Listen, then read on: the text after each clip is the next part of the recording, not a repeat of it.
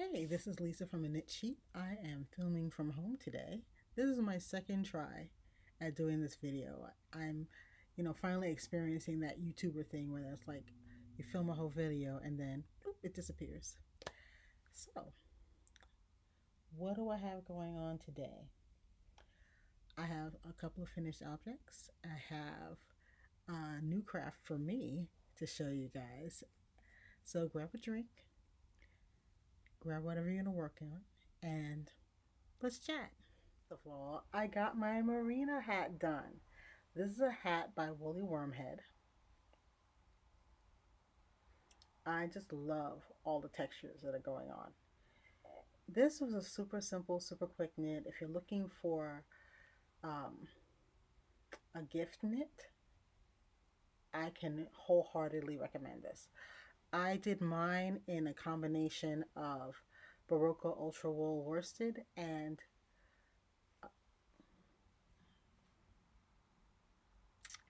mohair. I don't know why the word escaped me, but it's an LRA mohair. LRA Silky Kid. So it's light, it's lofty, it's got that beautiful halo going on. And the mohair gives it this nice little sparkle and sheen that I really, really like. Ah, there it is. I just caught it in the light. I did my pom-pom out of the leftovers of the yarn. And I wanted to show you how I attach my pom-poms. What I do is I thread the tails of my pom-pom through the holes of a button. I tie a bow, and then I just wrap the bow around the end of the button. It's very secure, but I can also remove the pom-pom anytime I want to wash the hat and keep my pom-pom nice and safe and secure. So I will insert some pictures of the hat on. I made the medium size hat, which will fit a 22-inch head. And I think the only tip I would give you is work this on straight needles. It is knit flat back and forth, and it would just, I think it would be easier and more convenient to work it on straight needles. The only ones I had in the right size at the moment, when you're hot to start a project, it's like, I got to start this right now. I had a circular pair, and I find it very floppy, and I didn't like the floppiness of it. So definitely work this on straight needles if you have them. Loved it. The pattern is both charted and written out, and I found following the chart was a lot easier. So I would go with the chart. The only real change I made to the pattern was, instead of doing the crochet cast on that Woolly Wormhead suggested, and it's a Woolly Wormhead pattern called Marina, I just did the invisible cast on. And the only reason I did that is because that's the provisional cast on that I like the best. And I find it quick and easy to do. And there's no material difference between the effect you get from the different cast ons. So just do whatever invisible cast on you like.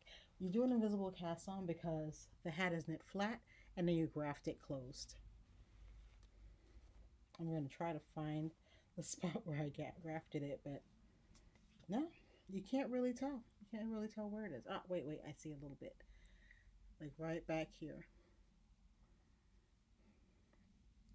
But it was just a fun and easy knit.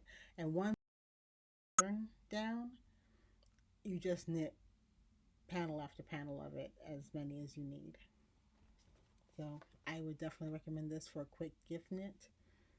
It'll go super quick. Okay, so the next finished object I have, I didn't even intend to make these, but I saw it, and you know how sometimes a pattern just gets on your brain. Halloween is coming up, and I wanted to make a little something Halloweenish, and I ended up making these mug cozies, or the cup cozies. They're actually called, let me get my notes, Halloween Coffee Cup Cozy, and it's a free pattern. Really simple, really quick. You put the little faces on them by doing duplicate stitch, and you go ahead and design the face yourself, or you can copy the one that was in the pattern. There's just nothing to it. I think it took me 1 hour to knit one, and because it was so quick, I went ahead and made another because there were some little modifications I wanted to try on the pattern. So I think the second one is a tiny bit larger than the first one. Actually, they're pretty much the same size. So I did a couple of little modifications on the second one because as I was knitting it, I was like, oh, well, you know what? We could have done this. So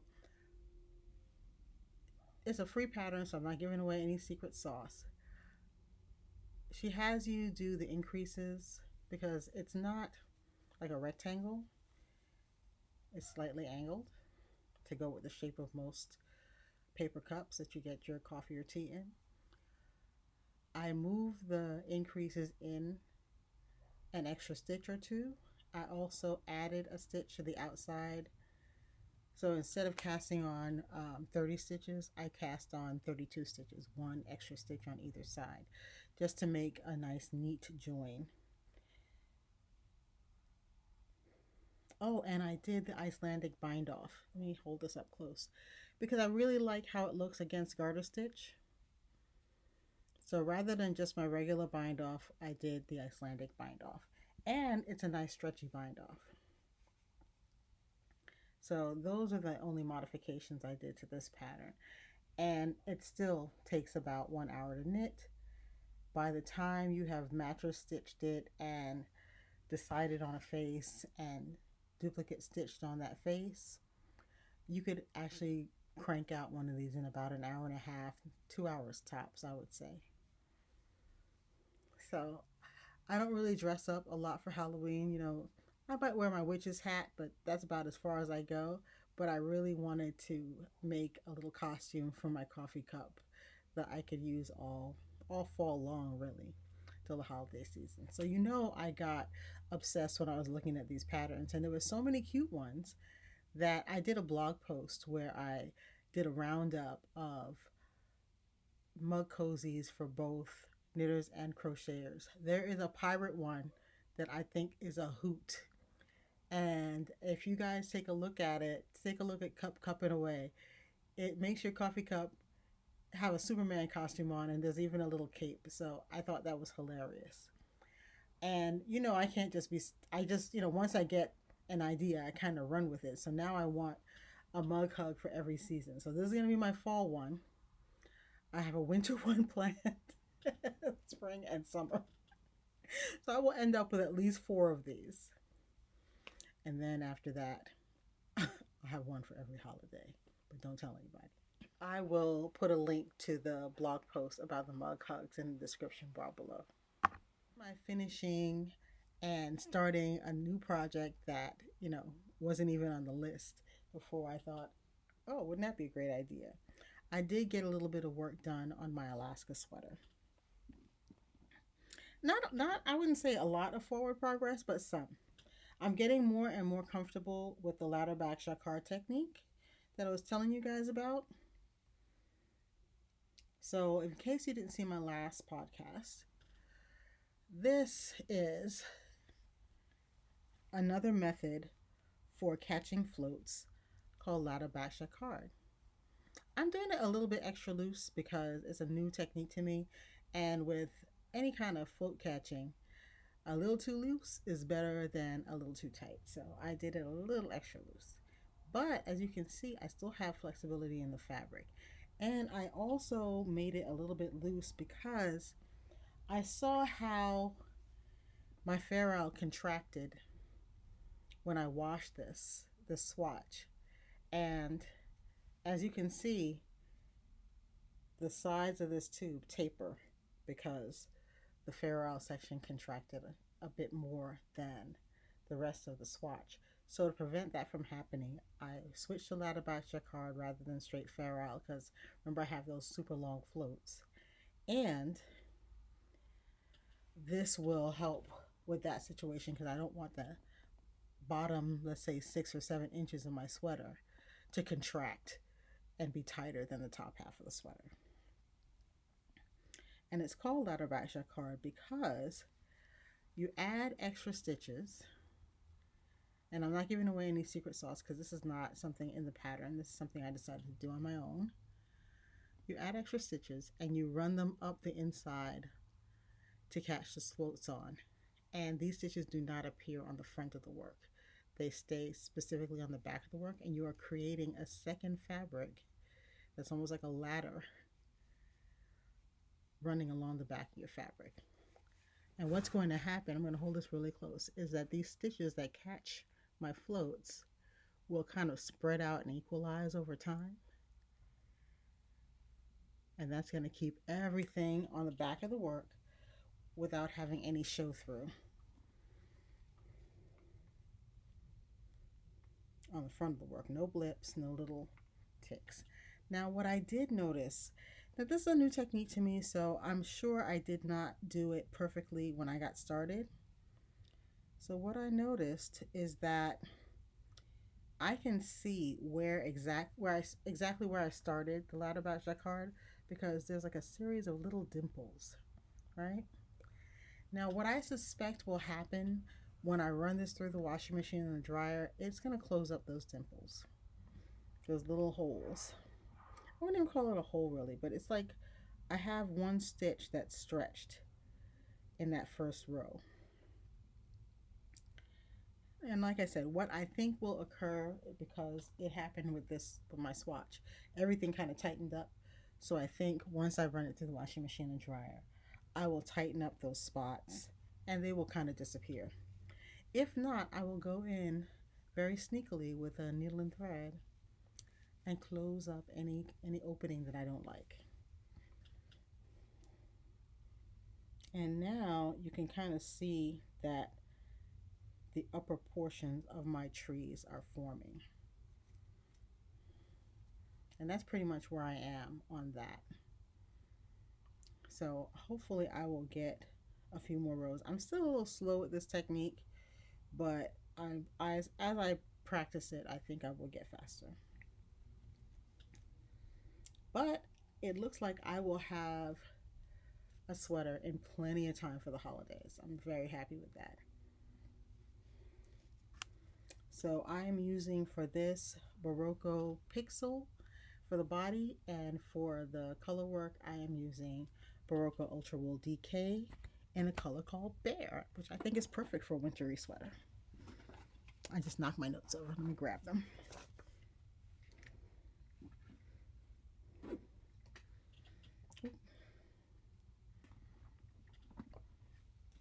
Okay, so now I do want to show you something else that's really fun. Hang on one second. I've been running these classes on Mondays all summer long called the Monday Makery. And it was just a space to try out new or new to you crafts. So each month over the summer, we did a different thing. This month, I had to postpone my dyeing class because of bad weather, but we finally did the dyeing class. So this is a skein that my mom dyed. Very autumnal, right? She got that brilliant orange. I'm not even sure how she made that orange. I guess she did a mix. And then this is a skein that I dyed. And one of our students put a picture of her skein on Instagram, so I will include a picture of it here too. But I just thought it was amazing. We had Laura of Three Bunny Designs lead us through the dyeing process. And I think it's amazing that everyone had the same yarn, everyone had the same dye in the same colors, but we all got completely different skeins of yarn out of it. It just depended on how you placed your dye, what colors you mixed, what reactions happened. And it was kind of magical because we did not know exactly what our skeins would look like when they were finished, because we dyed them that night, but they had to dry completely. So the colors developed more as they dried. So I'm hoping that we'll do this again before the weather turns too bad, because this is a class that I do outside in the courtyard under the trees. Really fun. And then this past Monday we did macrame. Also super fun, because I think many of us have like nostalgic memories of macrame from when we were kids. So we all kind of vaguely remember seeing it around, but none of us had ever really, none of the students had ever done it before. And it was so fun. We had such a good time. We did some practice first where we learned the different knots we were going to use in the project, and then we did the project. I will have to include a picture of one because I don't know what I do with mine. I don't know where it is at the moment. So I will find that and take a picture of it so you guys can see what it was we made. A really cute little ornament that you can hang on the wall or hang it from the mirror in your car. Really fun. And I also have some shop news. We are having a new trunk show in next week. It is going to be garments that all feature Universal Yarns Chunky, Deluxe Chunky. It's a beautiful chunky wool, 100% wool, that it just works out really quick. So if you're looking at doing gift knitting, Deluxe Chunky would be amazing to work with. And whatever you start with it will finish actually pretty quickly. We also have some kits that we're featuring this week. We have some more of our West Knits make-along kits. The West Knits make-along called Shawlography starts October 1st. So there's still time to get yourself a kit.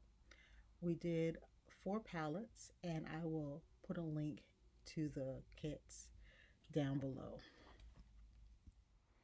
In other kit news, if you don't want to do something as big as a West Knits shawl, I have some kits for knitters and crocheters.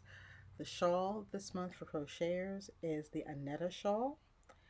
It is a really cool triangular shawl. I'm going to include a picture. That is made in Berroco Luca, and this is a drop ship kit. So if you order it off our website, it'll just come directly to your house. And Annetta is made with 3 balls of Berroco Luca, which is a cotton and cashmere blend. It's 50-50 cotton and cashmere.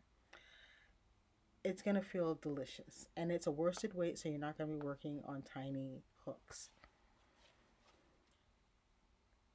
Yeah, I'm going to just add a picture because you can't really see this one very well. Beautiful triangular shawl. And Luca comes in several really fun colors.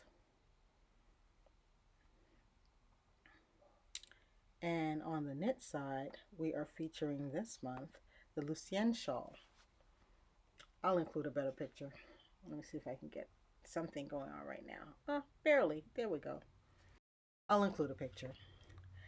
Lucienne is worked in Berroco alpaca naturals.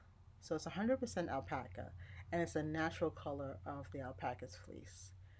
So you're going to get these beautiful warm beiges, browns, and creams in this kit. And you're going to get a hank each of jasmine rice, rye, and farro, and the pattern. And this is also another one of our drop ship kits. So if you order it from the website, it will be shipped directly to your home from Berroco. The Lucienne shawl kit is $60, and the Annetta shawl kit is $90. So those are our kits, are a different price range. So we have kits that start at $40 and go up to $190, depending on what yarn is included in the kit. So do check it out. I will include links below. I think that is it for me. I hope I will be able to get this video up with no problems. Second time is the charm. And I will see you guys next week. Bye-bye.